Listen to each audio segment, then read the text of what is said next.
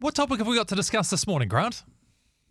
Well, when I was young, I used to watch a lot of sport. Well, I still do watch a lot of sport, but I remember watching the rugby sevens once when it was the Hong Kong rugby sevens, and the Fiji rugby team had a scripture on their shirt, and it was Philippians 4:13. And for me, it was began a process of thinking, what does scripture say? Why do they wear that? It's a great scripture that talks about I can do all things through Christ who strengthens me, Yep. and it got me wondering, what does that really mean? And as I kind of dug into it, the story came out. It was about contentment.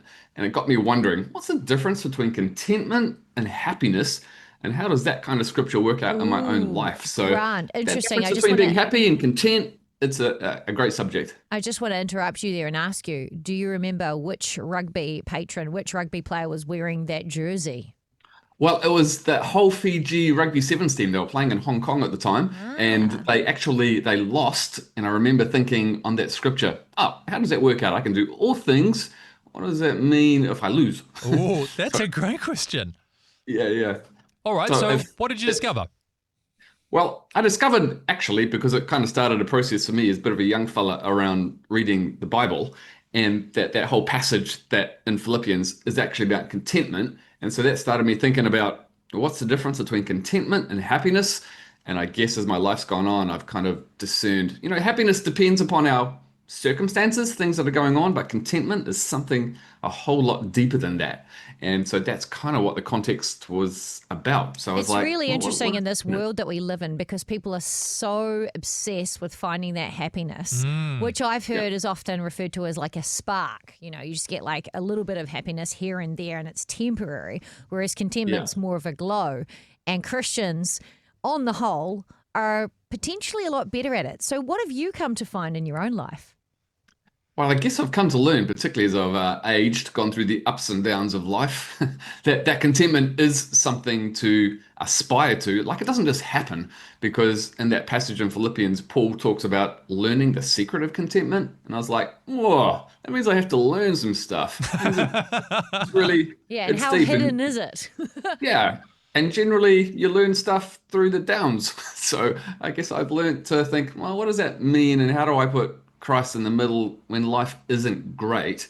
Because happiness seems to be when I've got stuff, Yep. like when I got a new car and it's like, oh, I'm happy now, until I see the next new car and it's like, maybe I'm not so happy. So, So what's been a trick towards developing some contentment in your life, Grant?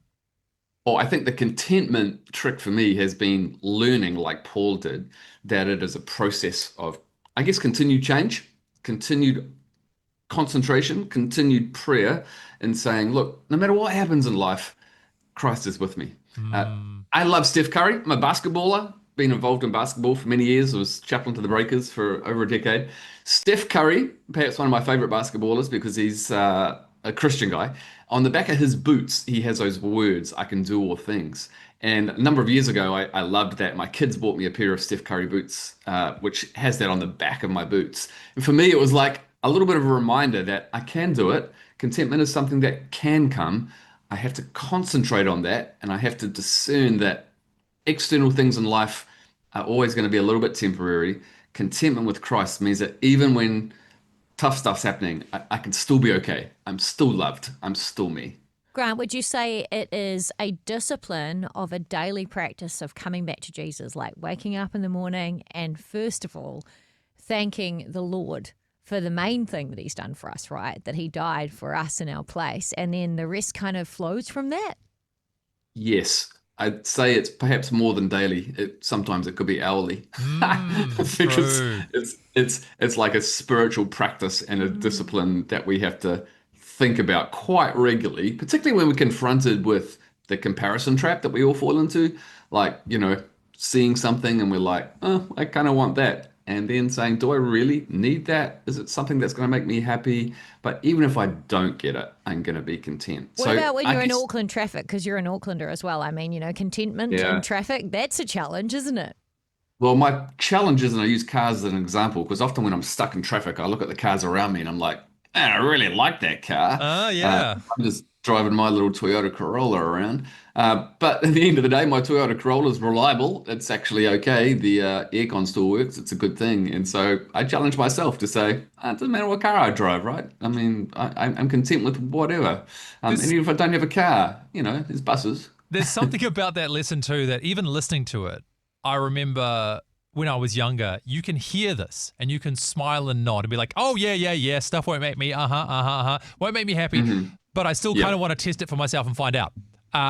It's like the benefit of age and maturity that you realize, as much as we might be telling people this who are listening today, part of our faith journey is often walking alongside those who are younger and need a little bit of life experience to learn the truth of it themselves. Totally. I think that's true. And, I am a little bit older now, but I remember this lesson because I started being challenged by it in my mid-20s. And for me, it was something that I had to, like I say, I read that way before I was a pastor.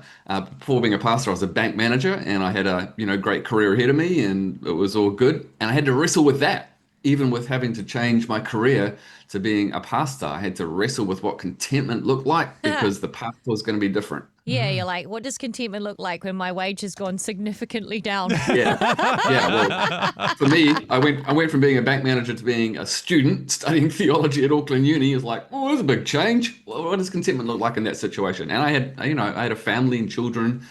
So, pursuing God, how does that change me when my heart is directed towards him and not the things of this world? I love the realness of this, right? Because we can read these verses and be like, oh, yeah, sure. But I think we've all got our personal journey in that. There's something that we're attached to that for us, we're like, yeah, it's Jesus.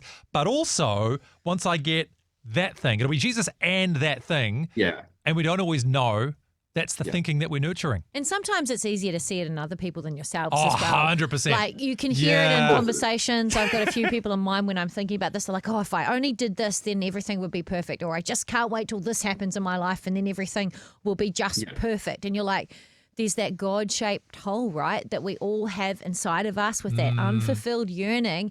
And we've just got to continually fill it with Jesus, right? Yeah. I think that's the big challenge. And also the big challenge is we often say to God, well, test me on this, right?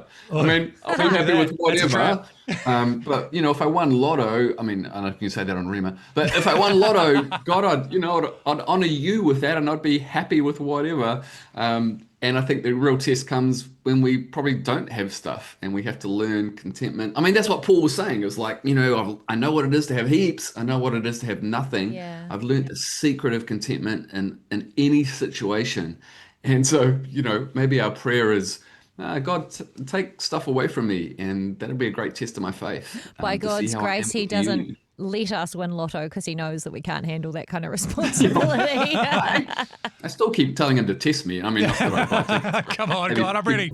Amazing. I hope you enjoyed that as much as we did. Yeah, don't forget to like and subscribe and turn your notifications on so you don't miss the next video. We'll see you in the next one.